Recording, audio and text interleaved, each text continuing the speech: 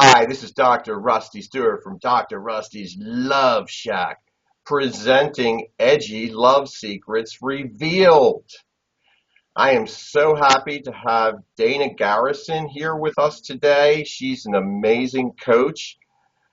Dana was a therapist for about a decade, but found the people were sometimes not having the relationship breakthroughs they wanted, even with all their tools and therapy.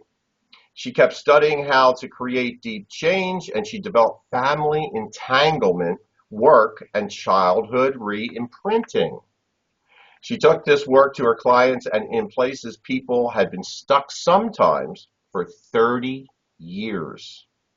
They were finally having breakthroughs. Reports came back, up-leveling who they attracted, finding soulmate love, and having the best sex and orgasms of their lives.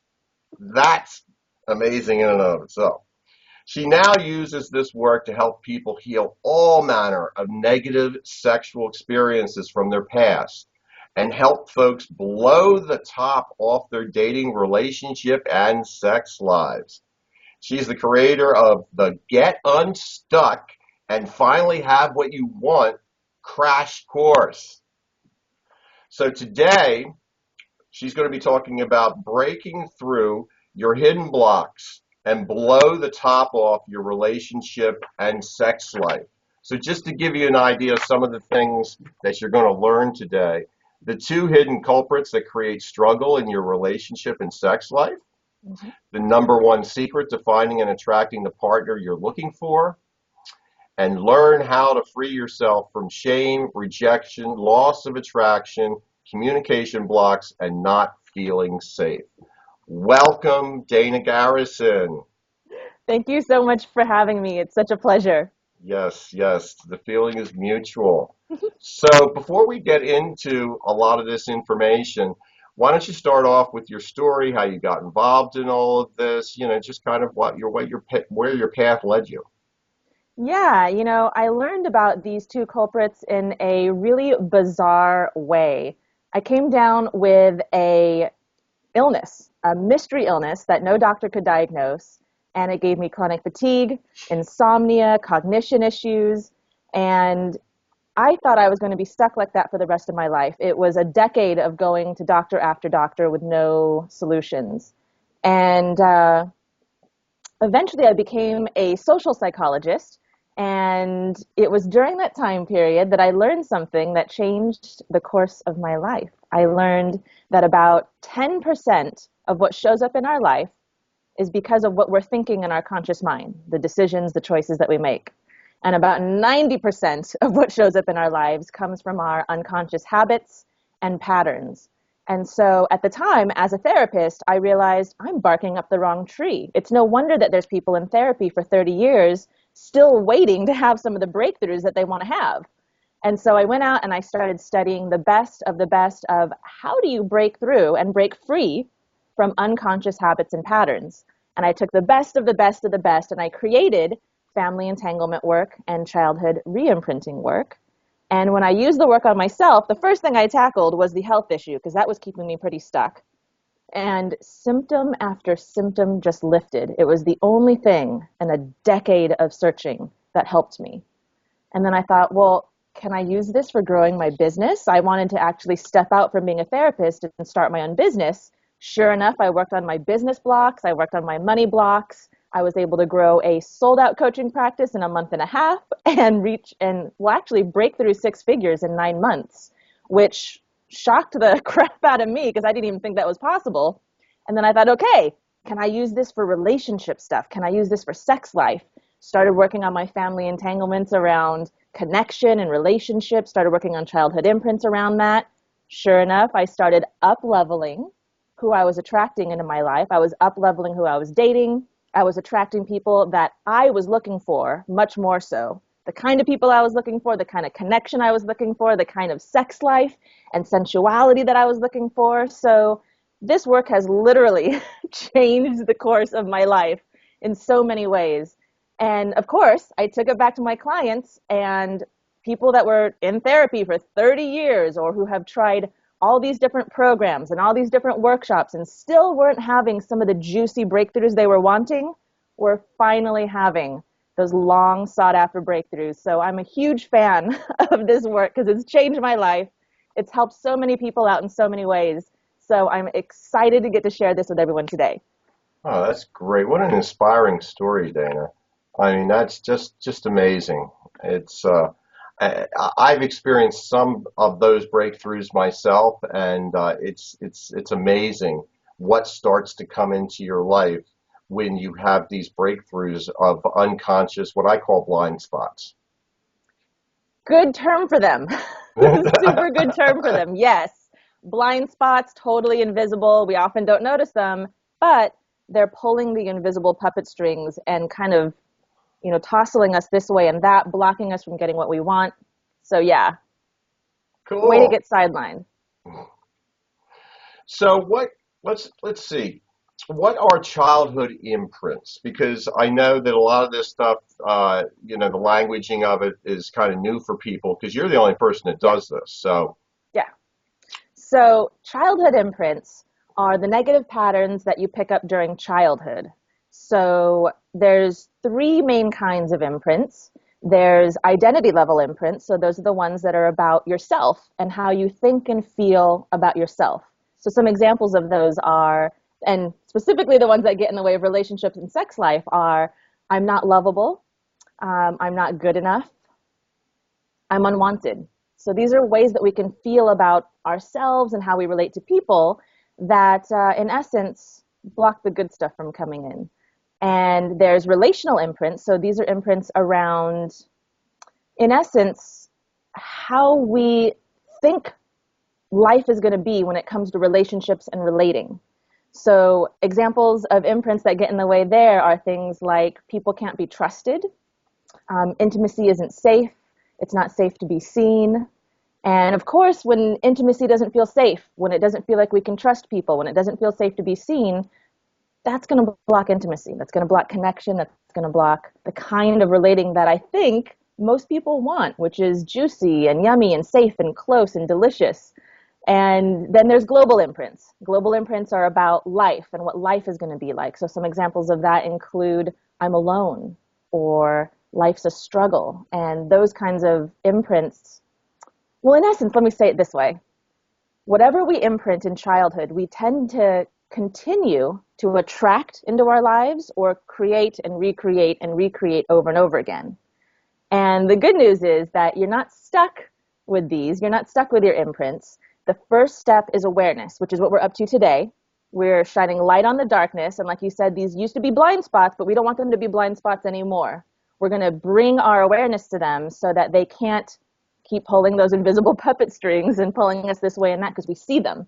And once we see them, they don't have the power of us that they used to. Step number 2 is getting the right tools to address them so that they no longer have power over us, which is totally fun and rewarding because you start getting the life that you want. cool. That's so great. So what are family entanglements? That's the other piece of this. Yeah, that's the other piece of the puzzle that what I find is when people are stuck, when you're having a pattern that continues to show up over and over again in your life, it's usually either a childhood imprint or a family entanglement or some combination of both that's holding that structure in place. So family entanglements are the negative patterns and problems that we inherit from previous generations. So think of it this way. I've got some friends here to help illustrate this. Let's say, put that guy in place. Let's say that this is your grandpa. And your grandpa um, ends up losing his first love. She dies in an accident. And so it becomes an originating incident that causes what we call the no permission for connection entanglement. So he's the originating incident. And let's say your dad comes along and your dad gets entangled with this no permission for connection entanglement, but his variation of the entanglement is that he has multiple marriages. He can't seem to find a partner that's a good fit. So he's got divorce after divorce after divorce. So same concept, same topic, which has to do with connection and love, but the way that it goes down the generations can vary a little bit. And then, let's say along comes you, and you get entangled with the no permission for connection entanglement, and your variation of the entanglement is that you tend to attract partners that aren't a good match for you. That no matter what, you can't seem to find that right person where you can find that lasting, juicy love or that kind of sexual relating that you're looking for. And so the no permission for connection entanglement can cause that kind of patterning going down the generations. And so the thing that you want to notice is the topic stays the same, but the expression can vary as it goes down the generations. And you don't need to know your relative in order to get entangled with them. So that means you could have never met them, you could have never heard their story, you could have never known that grandpa lost his first love, and you can still get entangled with that pattern. And the reason, one of the reasons, is that these things get passed down through something called epigenomes. So epigenomes are, they sit above each little strand of DNA, and they're affected by environmental stressors. So what that means is when your relatives go through life and they experience something that's tragic or traumatic in a certain area of life, it could be business or money, it could be relationships, it could be around health, that leaves a lasting imprint that then gets passed down through the generations. And so you don't have to have met them in order to get involved with their or get affected by these epigenomes. In fact, science, this is a really hot topic in science right now. BBC Health Magazine, Discover Science Magazine has articles on how these patterns and these traits get passed down from generation to generation. And again, same thing with childhood imprints. You aren't stuck with your entanglements. You might get entangled with them, but they're not permanent. So what we're doing today is we're bringing awareness to them so that they can't be clunking around in the background as blind spots. And then we're also going to talk about how to get free of them. So first step, awareness. Cool. It sounds familiar in some ways to family constellations. Yes. I have a friend who teaches about family constellations. And the other thing is, how did you know exactly what it is that I've been challenged with? When you brought up little me, you Oh, gave the example. was this familiar? Oh my God, it was like you were channeling through me. Oh my goodness. It's not an uncommon pattern. The no permission for connection one is pretty common, and all the variations of how it can disrupt our relationships. A lot of people come to me with that. Can't attract the right person. I thought I found the right person 6 months in, a year in, boom, here I am with the same type of person again that I keep attracting over and over, the same pattern. What is going on? Why can't I get away from this? Or how come if you're doing some of these, exploring different ways of relating, if you're trying polyamory, if you're trying having just a different setup, you might not be able to find the partner who's really like jiving with you on that, and it just keeps not matching, right? It's just keep not being a fit. And so this is pretty common, and I'm glad that you can identify that. I'm glad that you can resonate with that and notice it, because once you can notice it, it's the beginning of the end of that pattern. Well, that's good. And I'm hanging out in different communities, so it's the end of the pattern, and I'm in the right places at the right time. Ah, yes. Yes. Who you spend time with, the work that you do on yourself is integral in terms of getting free of this stuff. Cool. I'm excited. So what gets in the way of attracting or finding a good partner that's a fit for what we're looking for? So it's kind of just what we were talking about, I guess. Yeah, so specifically, I'm going to teach you a little bit about how to identify the no permission for connection entanglement. So when it comes to entanglements, what you want to do is first look in your family tree. So in your family tree, was there somebody else who lost a love?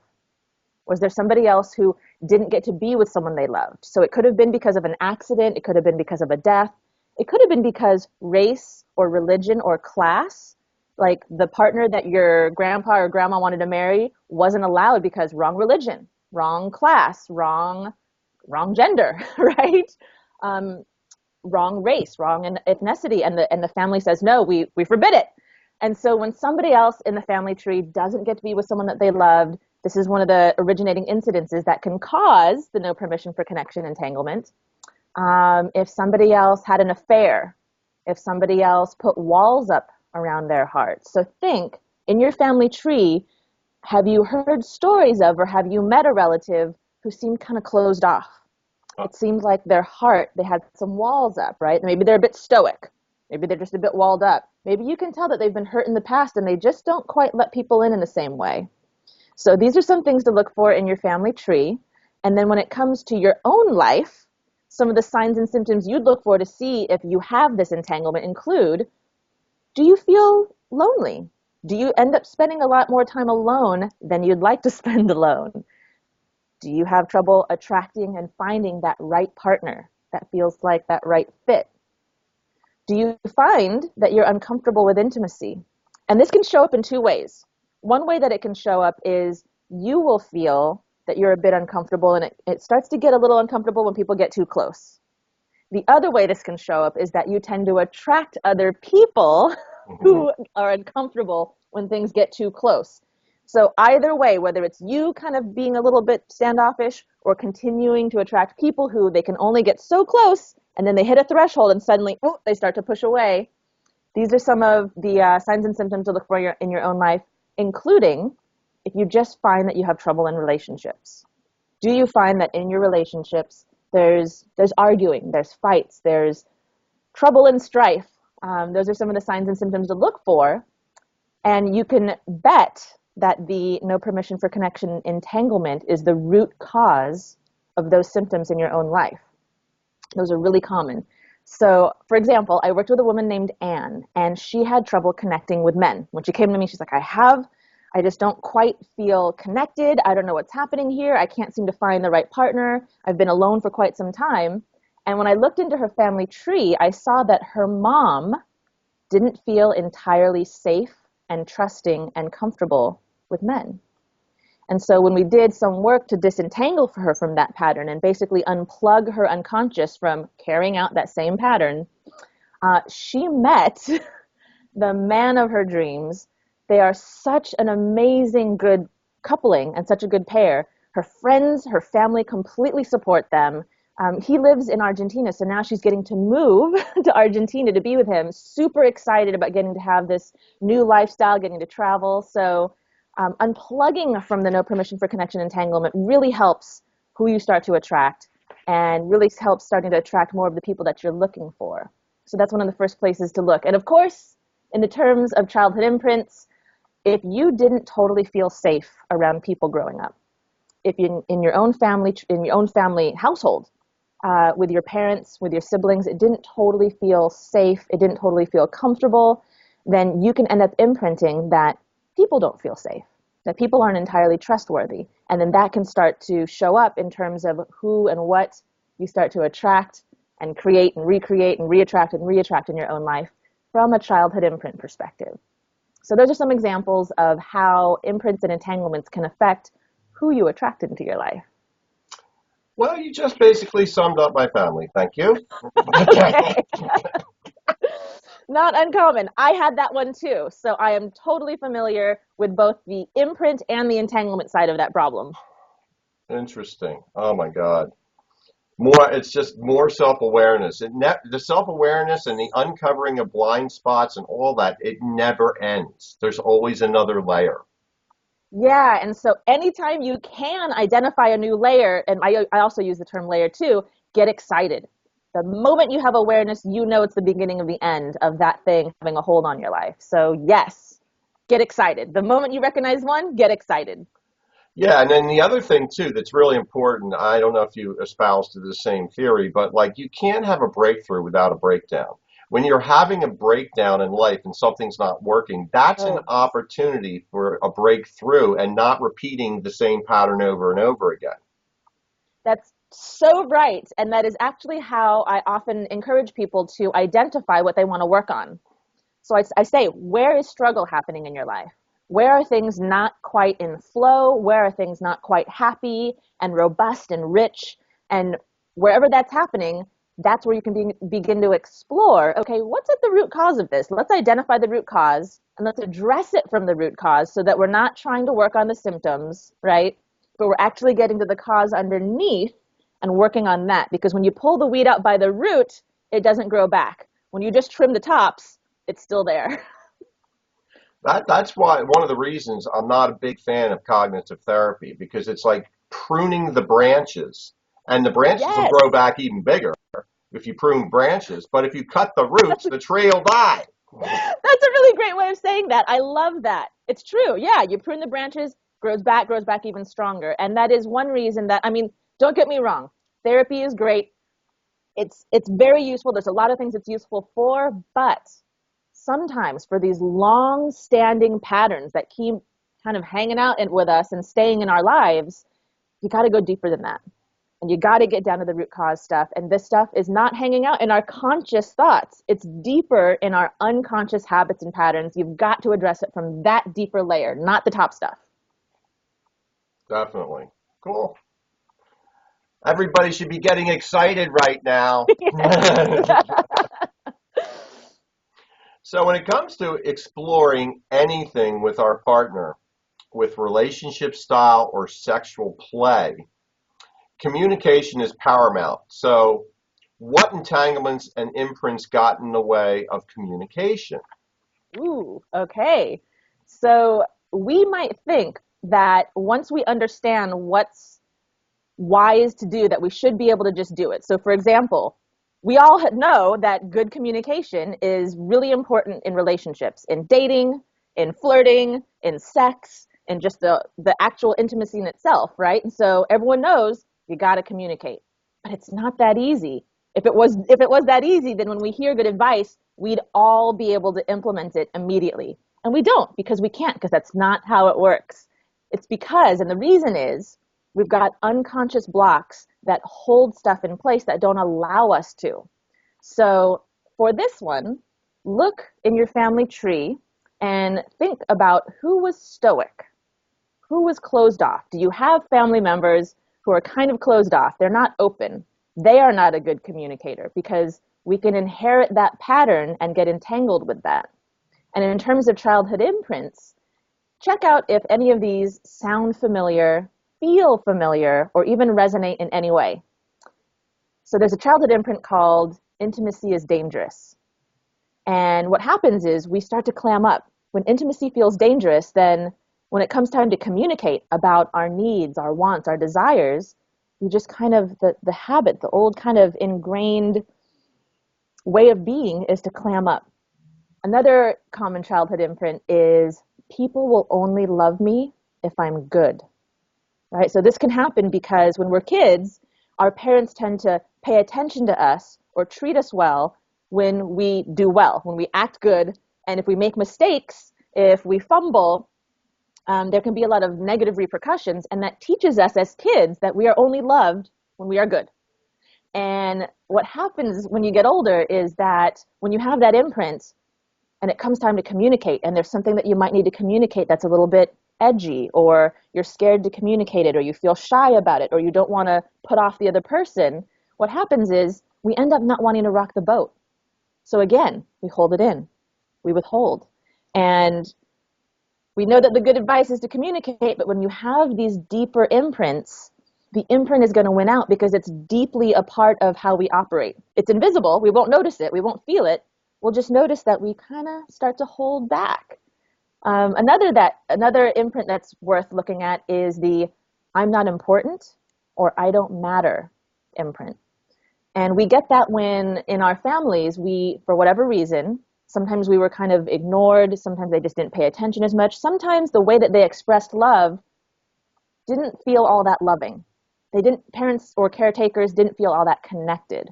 And so we can walk away with this imprint of, I'm not important, I don't matter. And then as you get older and you're trying to be in relationship, what happens is you start to feel like your needs and your desires, your wants don't matter. And therefore, we don't communicate it. And sometimes we can consciously think, oh, this isn't that important, I shouldn't communicate it. But other times, it's just unconscious. We don't even realize that we're actually shoving aside and making our own needs and wants unimportant, sometimes in favor of making the other person's needs and wants important, but not even paying attention to ours. And that's a recipe for disaster in relating, in dating, in sex, when we put all of our own needs aside for somebody else, or we feel like we can't express them. So if any of these feel familiar, get excited because it's the beginning of the end of those patterns having a hold of you? Woo! Woo! So that used to be me. I've worked on a lot of that stuff, but you've hit on everything, especially with my family, being Scottish, Irish, Welsh, and Yes. British. Ooh, yes. All of that UK reserve, right? All Right. of that, right? The more closed offness. And so our ethnicities can make a big difference because the cultures that our relatives come from imprint on them how to behave. And it changes how they relate. It changes how connected they are, how open they are, how they treat their kids, how they treat each other. And so, yes, these are the ones that I'm naming today are the common ones, right? I've had a lot of these. A lot of people that I work with have a lot of these. So that you can identify this, I am so proud. I'm so impressed because the lights are coming on, and that means the darkness is fading away. Cool. Great. I got a question. Now, one of my teachers, in fact, a couple of my teachers have said that there is a direct link between not making money and not having sex. That sex and money are very, very like intertwined with one another. So what is your belief on that? Your point of Ooh, view? that's a big one. That's a juicy one, and I believe that they are intimately connected because I've seen the difference. When you're not having good sex, when you're not having sex, when something in your sex life is interrupted, including your sexual energy just isn't flowing. You might have had some negative experiences in past relationships that started to shut you down in that arena. You might have had some negative sexual experiences where there was some form of non-consensual stuff that was happening. And that leaves a really lasting imprint that starts to shut our body down, it starts to shut our emotions down, our mind down, and that is part of our life force. That is part of our creation force. That's part of our attraction force. So when you think about business, when you're in business, you want to attract customers and clients. And what's part of that attraction, what's part of that magnetism is your sexual energy and your sexual channel being free and fluid and open and in flow. And when it's shut down, it makes a difference. And people can feel that because with our entanglements and our imprints, what happens with them is they end up, imagine you've got like a backpack on with a little stereo back there, and your entanglements and imprints are sending out these silent messages in accordance with whatever the entanglements and imprints are. So our imprints and entanglements around intimacy or connection can end up emanating these silent messages that act as a stay away order, right? And people feel that. They can feel the vibe. They might not consciously know it, but they'll feel the vibe and be like, ooh, I just don't feel like getting close. And this happens in business too. People will feel that silent vibe of, ooh, I don't know why, but I don't feel like signing up to work with this person or joining their program. And it can be because, one, we've got entanglements and imprints that are in the way of people feeling connected to us. And in this case, that our sexual energy and channel is not open. So yeah, I have seen them with my own eyes in my clients' lives, in my own life before, of how that pattern interrupts the flow of business and money. Interesting, everyone. Listen, because I know a lot of people in my tribe, in my list, and stuff like that.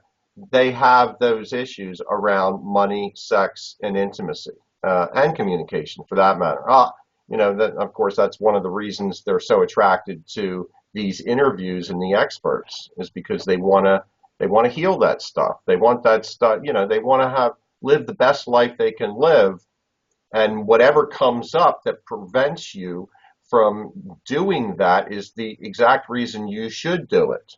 I don't know if that makes sense, but like whatever's shutting you down will come up when you're about to take that next step. Yes. And so Yeah. and that's where I think trust becomes a really big thing. You got to trust yourself and you got to take risk. And if you don't, then you really can't get past the stuff. You are so spot on, Rusty. Yeah. When I work with people a lot around their businesses and their entanglements and imprints that are getting in the way. And right when people are about to have a breakthrough and up level in business or up level around money is when Those sneaky entanglements and imprints they're like a bungee cord. They like pling, they like pull you backwards. And if you aren't willing to, I guess we can just say, address it, to look at it and address it, right? If you start to hide, get scared, you're going to stay stuck. You're not going to up level. So Rusty, you are so spot on with that. Yes. Astute observation. Thank you. That is what I see over and over again. So when it comes to relationships, feeling safe with a partner, and this is another big one, emotionally or sexually, it's important. So how do entanglements and imprints affect our feelings of safety with a partner and vulnerability? Huge, right?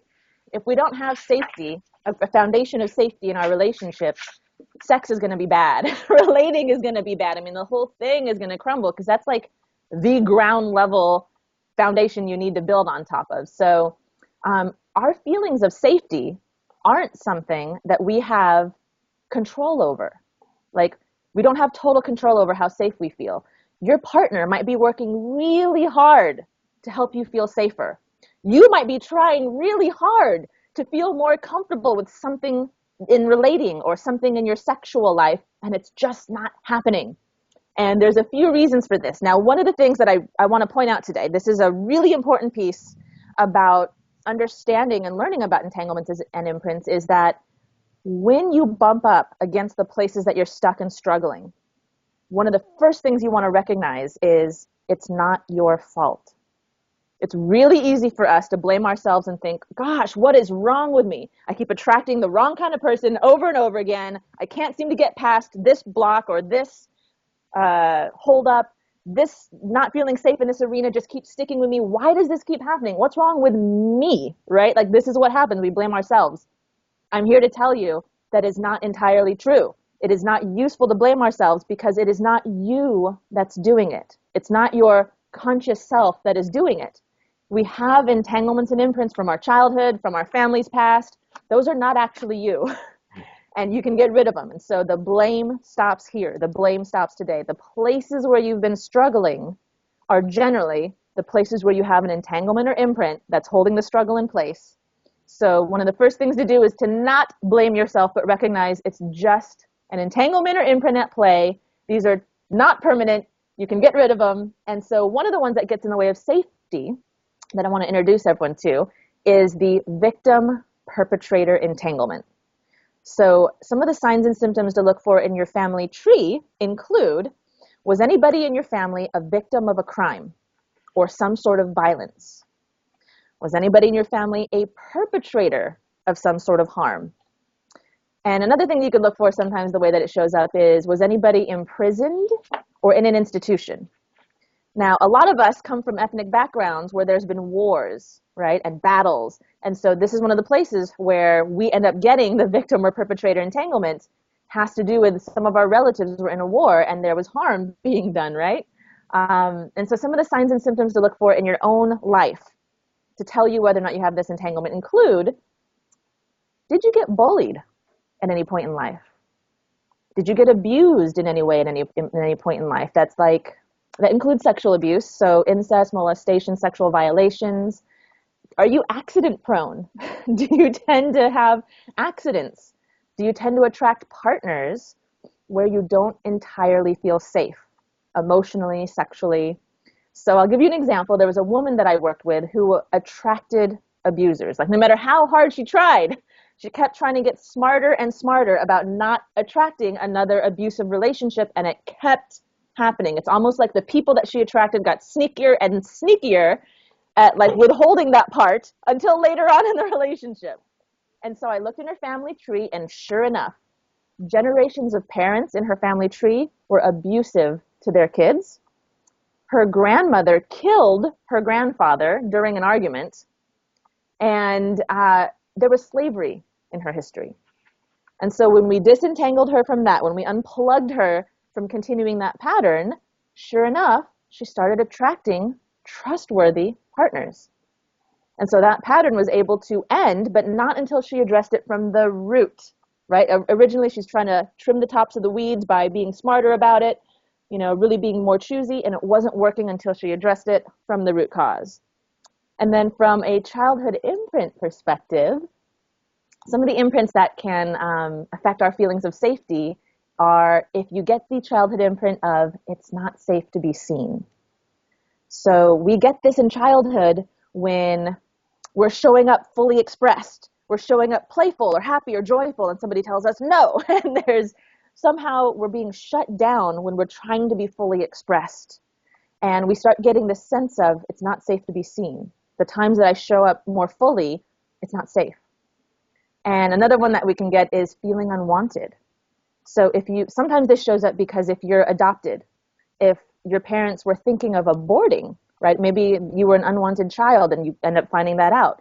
If parents kind of ignored you, then we can end up with this imprint of feeling unwanted. And that one, of course, will have us feeling like it's not totally safe to be in relationship. And then the last one to pay attention to is people can't be trusted.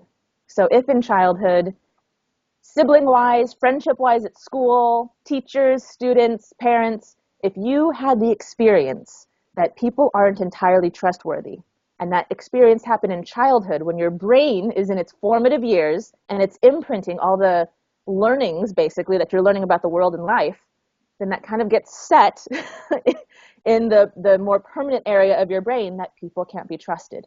And what happens is you start to continue to attract, in your adult years, untrustworthy people, because we tend to attract what matches our imprints.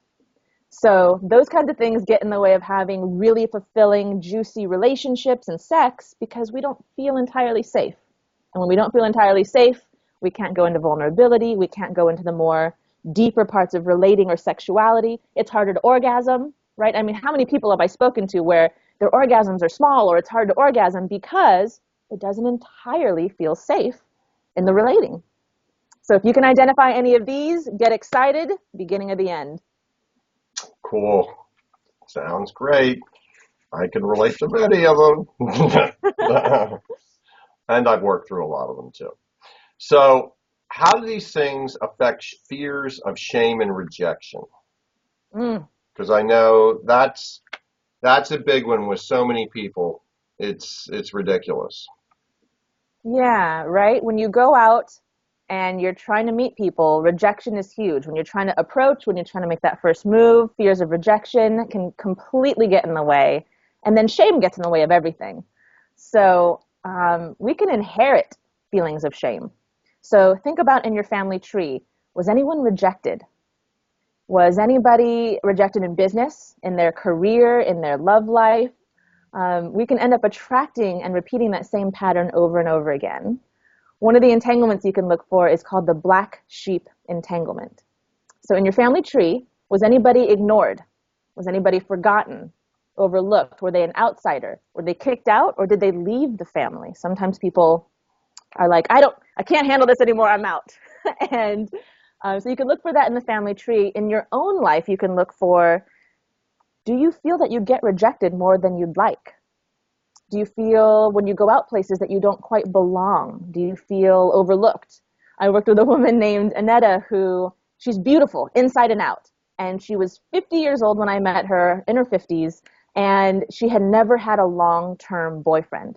And she was stunning. I mean, she was an amazing person. It didn't make any logical sense. When I looked in her family tree, it was really easy to see why this happened. She was named after her aunt, who grew old and died a spinster. And when you're named after somebody, your first name or your middle name, you tend to be plugged into following some of the patterns that they had in life. So when we unplugged her from that, sure enough, she attracted the man that she had been journaling about, doing all these relationships and attracting your soulmate programs about. She had, of course, done the thing where she wrote down what she was looking for in a man, and she attracted this man. So it's surprising how our imprints and entanglements can actually block us from finding what we're looking for. And that rejection stuff can actually be lifted. It's not something that you're stuck with for the rest of your life. So if you've been experiencing fears of rejection or more rejection than you'd like, if you've been living with shame that's kind of, why won't this go away? I keep working on this, but it seems so stuck. Then one of the places to look is go to the root and look for in the family tree. Am I picking this up from epigenomes? in my childhood? Is this a deeply ingrained pattern that I picked up from youth? I think it's important for the audience to realize that recent brain science is actually proving a lot of what you're talking about because the brain is basically a computer, and when there's missing information, it freaks out. So it's going to fill in that missing information from something from the past, so that at least it's not unfamiliar. So that's why we keep repeating a lot of this stuff. And, you know, the fact that brain science, and I forget what it's called, it has to do with genetics, but it's a different word. And, we just keep repeating this stuff because of the brain's only purpose is for survival. And so if we're in danger or there's information that's missing, we just plug in our stuff from the past, period. And that's all Yes. unconscious. You are so spot on. It's something that I'm going to get into more. There's a gift I'm going to give for folks later where I'm going to kind of reveal more of the science of how this works. And part of it is that our brains, you nailed it. Our brain is here to help us survive. And our brain goes through an imprint period, which is between birth and about 7 years old. And whatever we learn in that time period, our brain is so rapidly trying to figure out, how do I survive in this world, right? We're new to the world. How do I survive in this? Evolutionarily, we had to learn how to survive quickly to make it, to not die, and not get killed. And so we've got to learn about the world quickly, and we've got to make rules and understandings about how the world works, how people work, who I am in this world. And that's what happens during the imprint period. And so the reason that these patterns keep playing out in adulthood is that the brain imprinted those as necessary for survival. Like this is the information I need to hold on to and lock onto to use to guide me through life to stay safe. And so you nailed it, Rusty. It's about survival. We imprint it in youth, or it comes from the past in our epigenomes, and it's just kind of on automatic. That's how our body and brain try to keep us alive. All right. How do these things affect the loss of attraction? Ooh. So you had mentioned to me that this is one of the things that folks are running into. That's, well, painful, annoying. And so there's two main ways that this happens. Our unconscious entanglements and imprints are stronger than our conscious choice and willpower. So we can execute on these patterns without even realizing. And one, we react to other people in relationship from our triggers. Our triggers stem from our entanglements and imprints. So when somebody talks a certain way or does something to us, we can end up being triggered by that, and we start pushing them away. And that starts to decrease the intimacy. We start to lose attraction to them because we have so many triggers from our entanglements and imprints that don't allow for, I guess, more flexibility in life, to be with more of how humans actually show up. And so we want to extinguish those triggers. We don't want to have so many triggers that are active that too many things trigger us all the time, and we just push everyone away.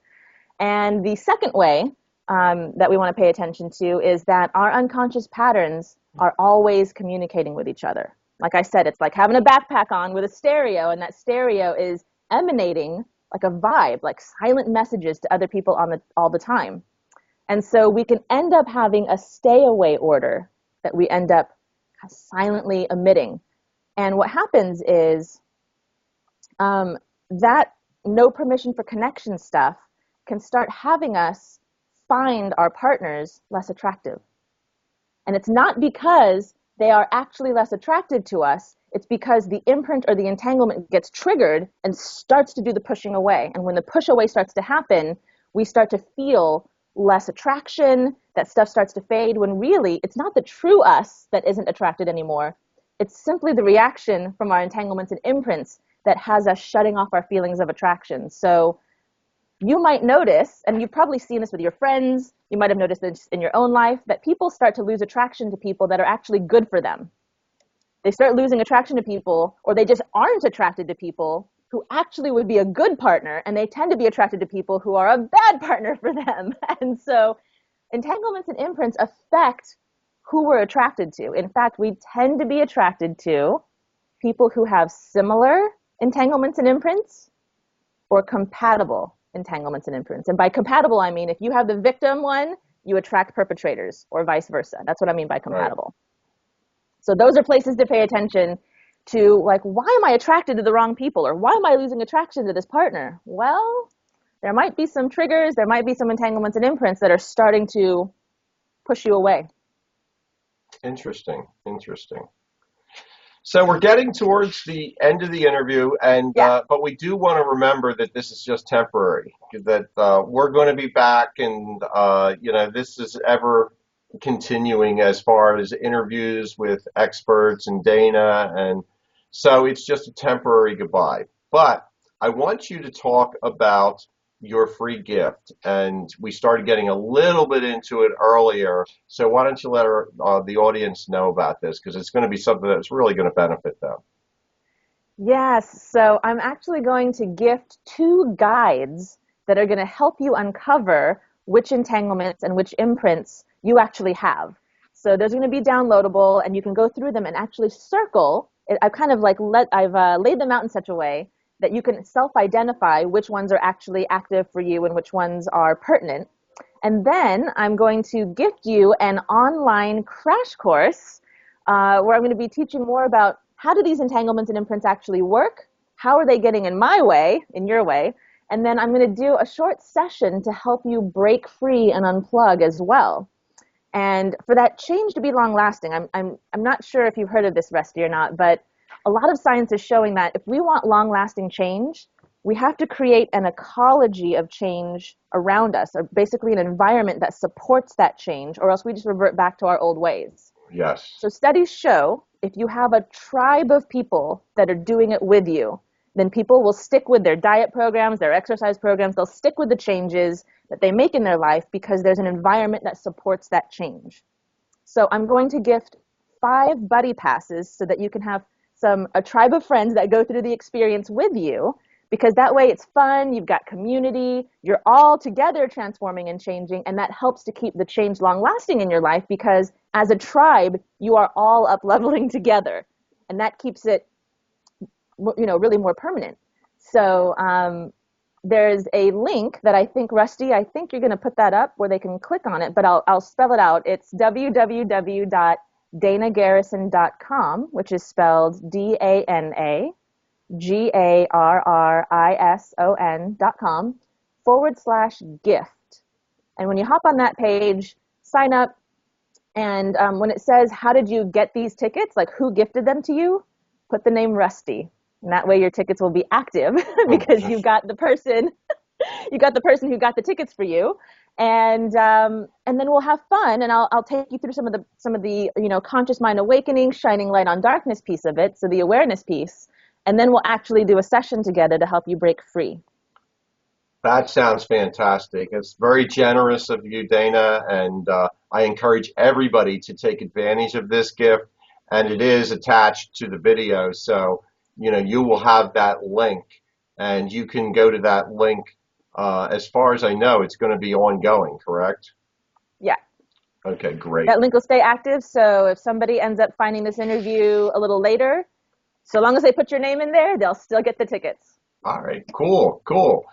All right, so any closing comments, little bits of wisdom or something that we didn't cover? I know there were some more questions that I wanted to ask, but what could you leave our audience with right now? I'd say one of the most important pieces to start shifting in your world right now is to look at the places that you've been struggling in life and to basically draw a line in the sand and to say to yourself, today the blame stops here. Anytime that you notice that there's a place where you're struggling, and it's something where you've been struggling for a period of time, it's not just, this struggle happened for a week and then it completed. Something that's longer lasting, that sticks with you. When you notice that it's long lasting, the first thing you want to do is notice this is probably because of an unconscious habit or pattern. It's sourced, like the root cause is the entanglement or imprint. It's not me. And to stop with the self-blame, to stop with any of that, like, what's wrong with me? Why am I doing this? Maybe I'm not good enough. All of that today, out the window. Like, that's of the past. We're not going to do that anymore. And so anytime you catch it, anytime you catch struggle coming up in your life, just simply say to yourself, it's just the entanglement or the imprint, or it's just the unconscious pattern. This is not me, and this is not permanent. No more blame. Cool. And just remember that that little voice in your head? Yeah, that one. That is not your voice. That voice is a culmination of voices from childhood. Notice Yes, how it speaks to you. It says you. It doesn't say I. So, love it. you Spot on, Rusty. You are so keyed in. Yes, absolutely. I second that. so just say thank you for sharing, and I'm doing things differently now. Love it. All right, well, another great interview with Dana Garrison. Thank you so much for being a part of this wonderful summit. And let Thank you so much for having me, Rusty. You always bring amazingness to the world. I am blessed to be a part of that amazingness. Thank you for creating the summit to awaken so many and to do so much good on the planet and to create community around this. So it's been a total pleasure. Thank you for letting me be a part of it, and thank you for the work that you're doing in the world. my pleasure, my pleasure. Let's say goodbye to our audience. Bye bye. Bye. Bye.